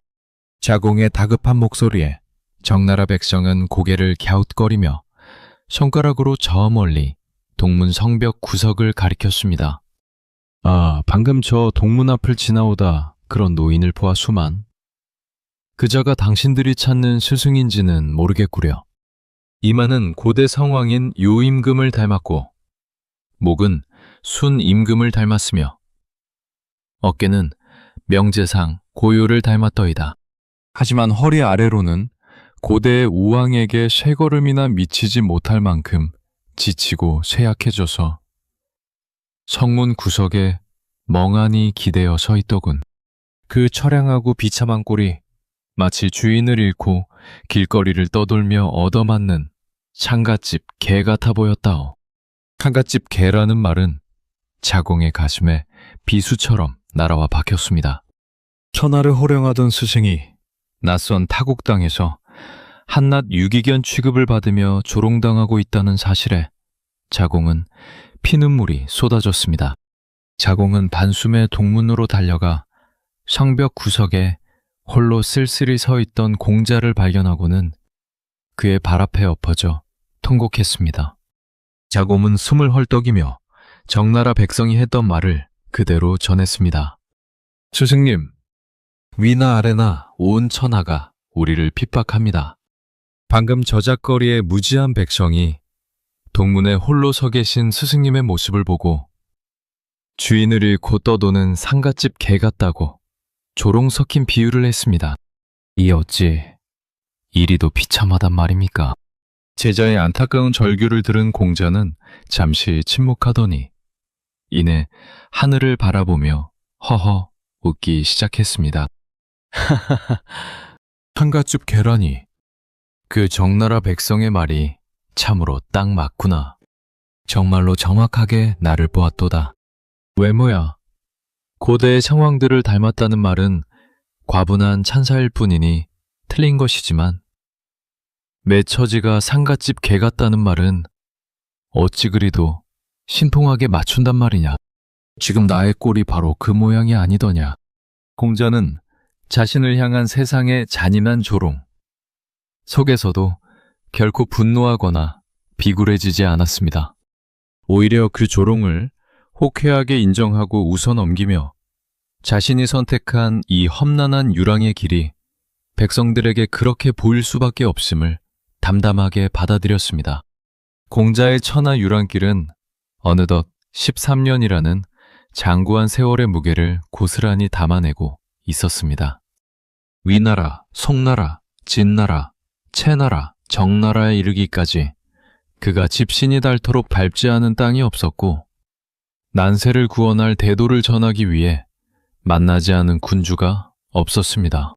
그러나 거대 권력자들은 공자의 찬란한 예법과 도덕 정치를 한낱 고리타분한 선비의 이상론으로 치부하며 비웃었고 자신들의 영토를 넓힐 날카로운 칼날과 군사력만을 탐했습니다. 공자의 나이 어느덧 60 중반을 훌쩍 넘어 이른을 바라보던 쓸쓸한 가을날이었습니다. 공자가 깊은 한숨을 내쉬며 나지막이 읊조렸습니다. 나를 알아주는 사람이 아무도 없구나. 이 거대한 천하 속에서 진정 공구를 알아주는 이가 단 한 명도 없단 말이냐. 옆에서 붓을 깎던 천재 경영인 자공은 스승의 눈가에 맺힌 쓸쓸한 눈물을 보고 가슴이 미어지는 듯한 아픔을 느꼈습니다. 평생 바위처럼 단단하고 웅장한 기백으로 제자들을 이끌던 거인이 세상의 철저한 외면 앞에서 처음으로 인간적인 나약함과 외로움을 드러낸 순간이었기 때문입니다. 스승님, 어찌하여 세상이 스승님을 알아주지 않는다고 탄식하십니까? 전국의 수많은 선비와 백성들이 스승님의 명성을 듣고 우러러보며 저희 100여 명의 제자가 목숨을 바쳐 스승님의 대도를 따르고 있지 않습니까? 자공아, 나는 원망하지 않는다. 나를 써주지 않는 군주들을 원망하지 않고 나를 조롱하는 세상을 탓하지 않는다. 아래로는 인간의 비천한 삶과 실무의 일들을 배우고 위로는 하늘의 지극한 이치와 천명에 통달했으니 나를 알아주는 이는 오직 저 높은 하늘뿐이로구나. 사람들이 나를 알아주지 않는다고 해서 내가 품은 대도가 사라지는 것은 아니다. 군자는 타인의 시선 속에서 완성되는 것이 아니라 오직 스스로 서 있는 자리에서 도리를 다할 뿐이다. 이 순간 공자는 권력자들을 설득하려던 발걸음을 멈추고 자신의 사상을 후세에 영원히 전할 더 거대한 프로젝트를 머릿속에 그리기 시작했습니다. 비록 현실의 정치가들에게는 철저하게 버림받은 외로운 망령객이었지만 고독과 마주하며 스스로를 단단하게 단련한 늙은 혁명가의 영혼은 이미 시대를 넘어 불멸의 역사를 향해 웅장하게 비상할 준비를 맞춰가고 있었습니다. 공자의 나이 68살이 되던 해 겨울, 마침내 그 길고도 잔인했던 13년간의 천하 유랑이 끝을 맺었습니다. 고국 노나라에서는 정권을 쥐고 있던 삼한 세력의 개강자가 공자의 천재적인 제자 자공과 자로를 등용해 큰 공을 세운 뒤 비로소 성인의 위대함을 깨닫고 막대한 예물을 갖추어 공자를 다시 고국으로 초청했습니다. 56세 환멸의 짐을 싸서 떠났던 철학자가 머리가 하얗게 새어버린 68의 노인이 되어서야 마침내 고향 국부의 성문 앞으로 다시 돌아온 것입니다. 노나라의 백성들은 거리를 가득 메우고 천하를 뒤흔든 거인의 귀환을 환영했습니다. 군주 애공과 실권자 개강자는 공자를 극진히 대접하며 정치의 도리를 물었습니다. 그러나 공자는 조정의 높은 관직을 사양한 채 자신의 옛 학당으로 조용히 물러났습니다. 13년 동안 천하를 돌며 권력자들의 탐욕과 무능을 목격한 공자는 한 나라의 재상이 되어 법을 바꾸는 것보다 더 거대하고 영원한 개혁의 길이 무엇인지를 이미 깨닫고 있었기 때문입니다. 공자는 제자들을 모아놓고 웅장하면서도 나지막한 목소리로 선언했습니다. 내가 전국의 군주들을 만나 도덕을 논했으나 그들은 오직 눈앞의 영토를 넓히는 칼날에만 정신이 팔려 있었다. 현실의 정치는 한 세대의 권력자가 죽으면 함께 사라지는 덧없는 연기와 같다. 정치를 직접 행하는 대신 천하의 질서와 인간의 도리를 영원한 기록으로 남겨 후세의 수만 세대를 가르칠 것이다. 그것이 난세를 끝낼 나의 진짜 정치다. 늙은 혁명가 공자는 그날부로 방 한가운데에 앉아 무거운 대나무 간독을 쌓아 올리고 붓을 들었습니다. 공자는 고대의 신성한 가요들을 정리하여 시경을 엮었고 천하의 이치가 담긴 역경을 닳도록 읽으며 위대한 철학적 해설을 붙였습니다. 먹을 갈아 붓 끝에 적실 때마다 공자의 눈빛은 칼날처럼 빛났습니다. 공자가 가장 심혈을 기울여 집필한 것은 고국 노나라의 역사서인 춘추였습니다. 그는 역사 속 인물들의 행동을 단순히 나열하지 않았습니다. 왕을 죽인 반역자의 이름 앞에는 도적이라는 단어를 과감하게 박아 넣었고 백성을 수탈한 권력자의 죄상을 한 채의 숨김도 없이 적나라하게 까발렸습니다. 단 한 글자의 분놀림 속에 서슬퍼런 도덕적 심판을 담아낸 것입니다. 맹자는 훗날 이 순간을 기억하며 공자가 춘추를 완성하자 천하의 불의를 일삼던 난신적자들이 두려움에 온몸을 떨었다고 기록했습니다. 공자의 귀향은 화려한 정치가로서의 복귀가 아니었습니다. 그것은 역사를 심판하고 문화를 영원히 보존하겠다는 거대한 사상가로서의 위대한 대전환이었습니다. 역사를 기록하며 고요한 말년을 보내던 공자의 학당에 그의 인생을 통째로 무너뜨릴 만큼 잔인하고 거대한 비극의 그림자가 드리워졌습니다. 공자의 나이 71살이 되던 해 평생 가난 속에서 오직 스승의 대도만을 지탱하며 학문에 정진하던 수제자 안회가 40이라는 젊은 나이에 영양실조와 과로로 끝내 세상을 떠나고 만 것입니다. 안회는 단순히 많은 제자 중 한 명이 아니었습니다. 그는 공자의 사상을 가장 완벽하게 이해하고 실천했던 인물이었으며 늙은 스승에게는 자신의 영혼을 이어받을 유일한 후계자이자 가슴으로 낳은 친아들과 다름없는 존재였습니다. 안회의 부고를 전해들은 순간 평생 그 어떤 죽음의 위기와 조롱 속에서도 바위처럼 의연함을 유지하던 71의 거인 공자는 그대로 자리에 주저앉아 가슴을 쥐어뜯기 시작했습니다. 공자는 머리를 풀고 흙바닥을 치며 짐승과도 같은 처절한 신음소리를 내지르며 통곡했습니다. 하늘이 진정 나를 버리시는구나.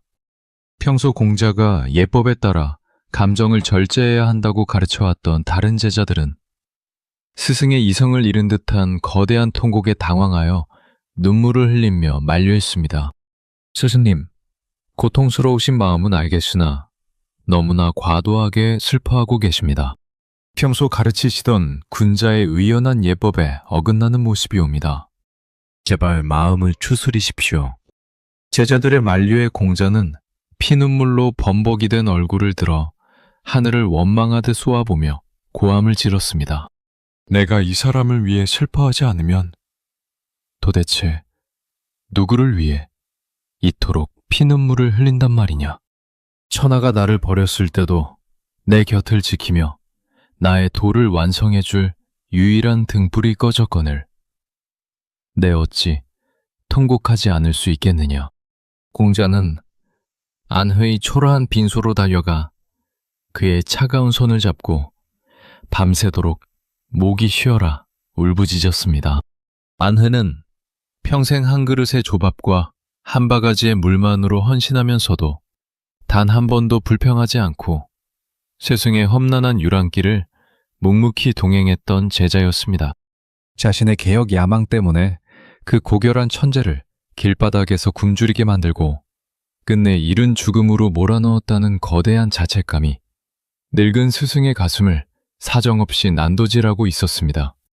안회를 잃은 슬픔의 채 가시기도 전 72의 늙은 스승 공자의 가슴에 또 한 번 날카로운 대못을 박는 참혹한 피바람이 불어닥쳤습니다.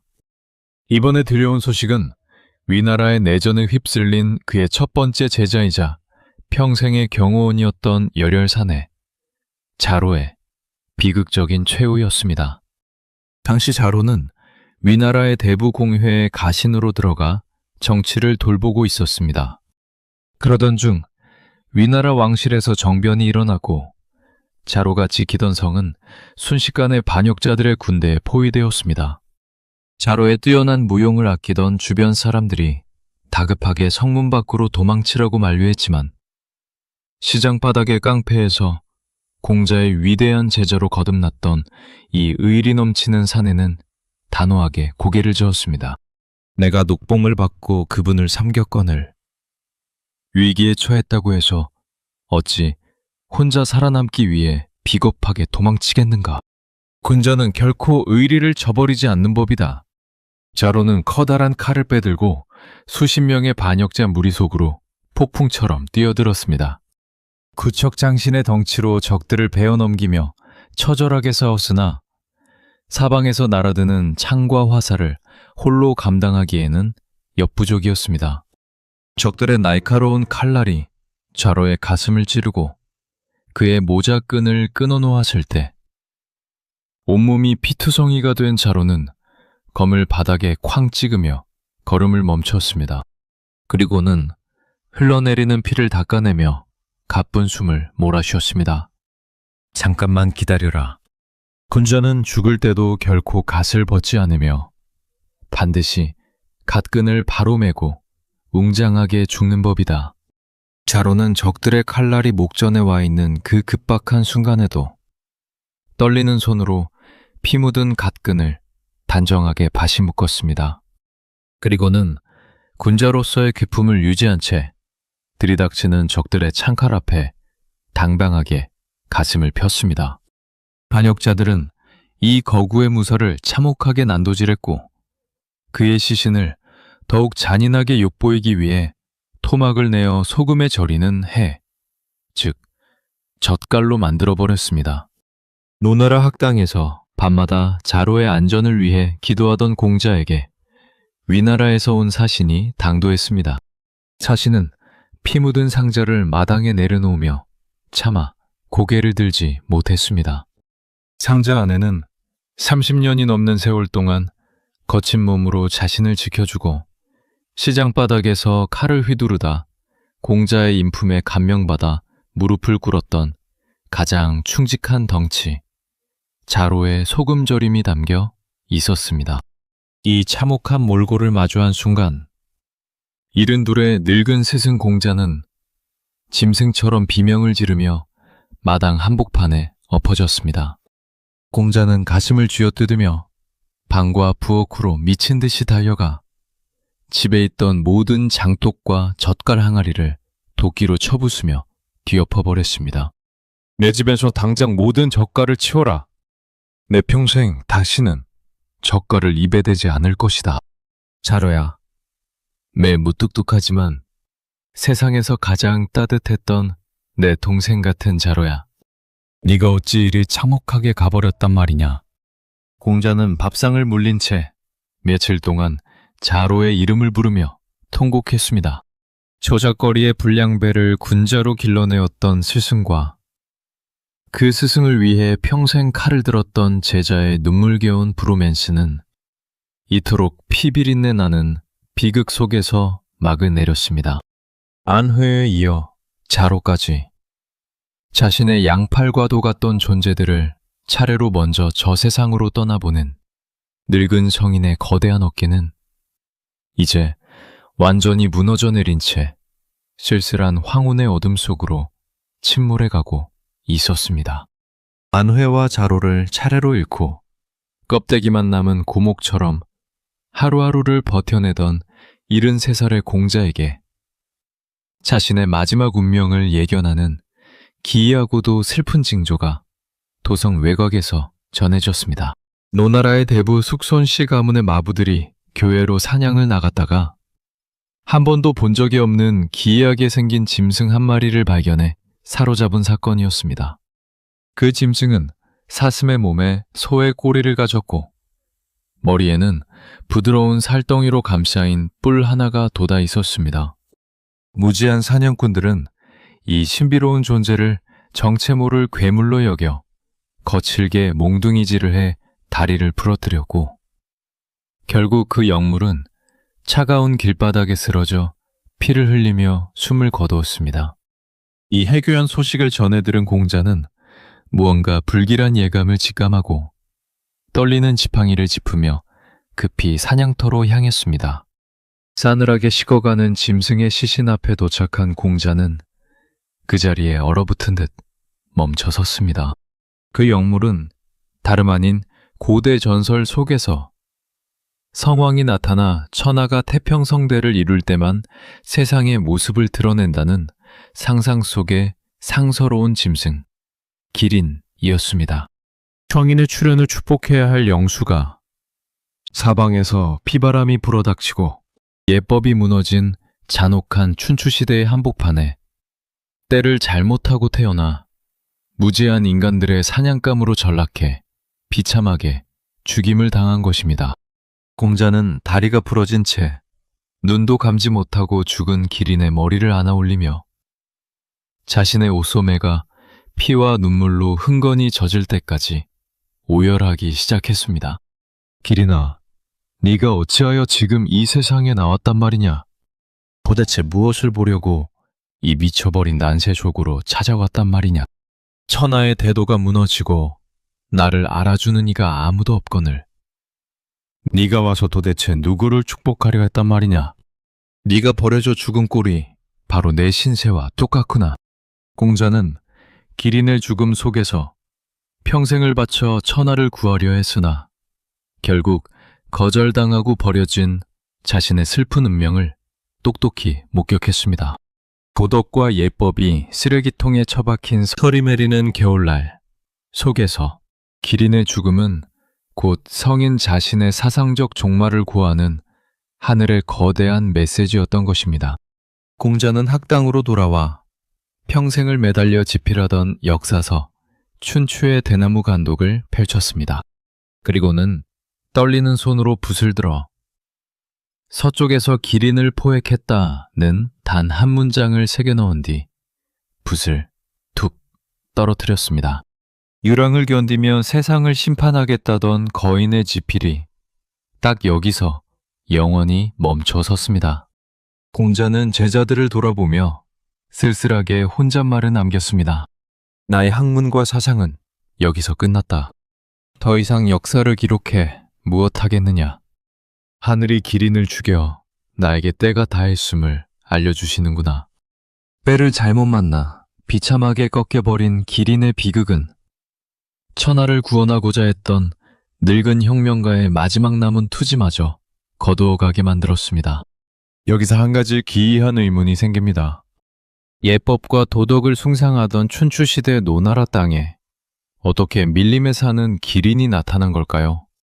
사실 이 기록에 등장하는 기린은 우리가 오늘날 동물원에서 마주하는 목이 긴 아프리카의 기린이 아닙니다. 요미나 봉황처럼 천하가 태평성대를 이루거나 위대한 성인이 세상에 출현할 때만 모습을 드러낸다는 동양 전설 속의 신비로운 영수, 기린이었습니다. 고대 문헌에 따르면 이 영물은 사슴의 몸에 소의 꼬리를 가졌고 머리에는 부드러운 살덩이로 감싸인 뿔 하나가 돋아있는 상서로운 짐승이었습니다. 우리가 아는 목이 긴 아프리카의 동물이 이 신화 속 이름을 갖게 된 건 그로부터 훨씬 후대인 명나라 때의 일입니다. 아프리카 항해를 떠났던 정화 함대가 신기하게 생긴 목 긴 동물, 즉 지라프를 황제에게 바치자 조정 대신들이 저것이 바로 예책에 적힌 전설 속 기린이 틀림없다며 짜맞추기를 한 것이 오늘날까지 이어진 것입니다. 따라서 공자가 마주한 기린은 때를 잘못하고 태어나 비참하게 꺾여버린 성인 자신의 슬픈 운명을 비추는 거울이자 유니콘과도 같은 신화적 존재였습니다. 어느 날 아침, 노나라 곡부의 학당 마당에는 유난히도 차갑고 자욱한 서리 안개가 내려앉아 있었습니다. 이제는 학단의 실제적인 기둥이 된 제자 자공이 스승의 처소로 문안을 드리기 위해 마당으로 들어섰을 때였습니다. 평소라면 꼿꼿하게 앉아 책을 읽고 있어야 할 늙은 스승 공자가 그날따라 힘겹게 문을 열고 마당으로 걸어 나오고 있었습니다. 공자는 한 손으로 뒷짐을 진 채 다른 한 손으로는 낡은 나무지팡이를 질질 끌며 적막한 마당을 천천히 거닐기 시작했습니다. 지팡이가 흙바닥을 긁으며 내는 서글픈 소리가 적막한 학당의 공기를 깨트렸습니다. 공자는 하얗게 새어버린 수염을 바람 속에 날리며 저 멀리 구름에 가려진 웅장한 태산줄기를 바라보았습니다. 그리고는 이내 가슴 깊은 곳에서 터져나오는 슬픈 멜로디에 맞춰 나지막이 노래를 부르기 시작했습니다. 태산이 이토록 허무하게 무너지려는가? 대들보가 이처럼 힘없이 부러지려는가? 천하의 철이니 이 가을날의 풀잎처럼 시들려 하는구나. 노래를 마친 공자의 눈가에는 뜨거운 눈물이 소리 없이 흘러내려 흙바닥을 적셨습니다. 마당 구석에서 스승의 뒷모습을 보며 노래를 듣고 있던 자공은 심장이 쿵 내려앉는 듯한 거대한 공포와 슬픔 속으로 빠져들었습니다. 자공은 다급하게 달려가 공자의 옷자락을 붙잡았습니다. 스승님, 어찌 아침부터 이토록 불길하고 서글픈 노래를 부르십니까? 태산이 무너지다니요. 대들보가 부러지다니요. 저희 제자들이 아직 스승님의 곁을 단단히 지키고 있어옵니다. 공자는 지팡이의 몸을 의지한 채 자공의 얼굴을 다정하면서도 슬픈 눈빛으로 가만히 내려다보았습니다. 공자는 깊은 한숨을 내쉬며 방 안으로 자공을 인도해 앉힌 뒤 나지막하고 엄숙한 목소리로 마지막 유언을 건넸습니다. 자공아, 천하의 도리가 사라진 지 이미 오래되었거늘 그 어느 군주도 나를 등용하여 이 대도를 펼치려 하지 않았다. 하왕조의 사람들은 동쪽 계단에 시신을 모셨고 주나라 사람들은 서쪽 계단에 모셨으나 우리 은나라의 후손들은 두 기둥 사이에 시신을 모시는 법이다. 어젯밤 꿈속에서 내가 두 기둥 사이에 앉아 백성들의 제사를 받는 꿈을 꾸었단다. 하늘이 마침내 나를 부르시는구나. 나의 천명이 이제 완전히 다했도다. 이 말을 마친 공자는 그대로 침상에 누워 깊은 침묵 속으로 들어갔습니다. 그리고 정확히 1일 동안 알아놓은 끝에 73살의 나이로 인류의 위대한 스승 공자는 조용히 눈을 감았습니다. 위대한 철학자의 거대한 심장이 마침내 멈추어 서는 순간이었습니다. 거인이 쓰러진 노나라 곡부의 학당은 거대한 곡소리와 눈물바다 속으로 침몰했습니다. 구하려던 위대한 스승의 임종 소식이 전해지자 전국의 선비들과 백성들이 구름처럼 몰려들어 슬퍼했습니다. 제자들은 예법에 따라 사방의 흙을 모아 사수 언덕에 스승을 정중히 안장했습니다. 그리고는 무덤 주위에 가짜의 움막을 짓고 부모가 돌아가셨을 때 해나는 최고의 예법인 3년상을 치르기 시작했습니다. 그 3년의 세월 동안 제자들은 매일 아침 스승의 무덤 앞에 엎드려 그분이 남긴 가르침을 눈물로 읊조렸습니다. 마침내 3년이 지나 상복을 벗는 날이 되자 제자들은 서로의 손을 잡고 통곡하며 정들었던 학당을 떠나 천하 각지로 흩어졌습니다. 스승이 남긴 위대한 도덕과 사상을 세상 속에 뿌리내리기 위한 마지막 유랑이었습니다. 모두가 떠나며 적막해진 무덤가. 그러나 단 한 사람, 천재 경영인이자 스폰서였던 자공만은 자리를 떠나지 않았습니다. 자공은 홀로 상복을 다시 여미며 굳건한 목소리로 말했습니다. 모두가 떠나도 나 자공은 스승님의 곁을 떠날 수 없다. 스승님이 나에게 베풀어 주신 거대한 사랑과 천명은 고작 3년의 세월로 다 갚을 수 있는 것이 아니다. 내 3년을 더 이 자리에 머물며 스승님의 고독을 지킬 것이다. 자공은 무덤 옆에 다시 작은 여막을 짓고 홀로 외롭게 무려 6년 동안 심요살이를 이어갔습니다. 눈바람이 몰아치고 볕볕이 내리쬐는 황량한 언덕 속에서 자공은 6년 동안 장사를 멈춘 채 오직 스승이 남긴 수많은 대나무 간독들을 정리하고 복원하는데 온 힘을 쏟았습니다. 이 6년의 세월은 공자라는 이름이 단순한 실패한 정치가에서 불멸의 성인으로 격상되는 거대한 브랜딩의 시간이었습니다. 자공은 스승의 무덤 주위에 전국의 진귀한 나무들을 가져와 심기 시작했고 이 소문을 들은 제자들과 백성들이 무덤 주변으로 모여들어 집을 짓고 살기 시작했습니다. 사마천은 기록하길 스승의 무덤가에 100여 가구의 마을이 형성되었으며 사람들은 이곳을 공륜이라 불렀다고 전했습니다. 뿐만 아니라 자공과 제자들은 기억 속에 남아있던 공자의 생생한 대화와 가르침들을 모아 한 글자 한 글자 대나무에 새기기 시작했습니다. 그것이 바로 인류의 영원한 고전이자 유학의 심장이 된 논어의 시작이었습니다. 권력의 칼날 앞에서도 당당했던 기백. 공자의 모든 인간적인 매력과 거대한 사상은 그렇게 역사 속에 영원히 각인되었습니다. 사마천은 공자 세계의 마지막 장을 덮으며 자신의 온 가슴을 담아 이렇게 찬란한 논평을 남겼습니다. 천하의 수많은 임금과 현인들이 당대에는 화려하게 번성했으나 죽고 나면 모두 먼지처럼 사라졌다. 그러나 공자는 포의, 즉 관직이 없는 평범한 백성의 신분이었음에도 그의 사상은 수십 세배를 거쳐 오늘날까지 천하의 군주와 선비들이 스승으로 모시고 있다. 그야말로 그를 지극한 성인이라 부르지 않을 수 있겠는가? 정치적으로는 철저한 루저였으나 사상적으로는 천하를 영원히 지배한 위대한 거인, 공자.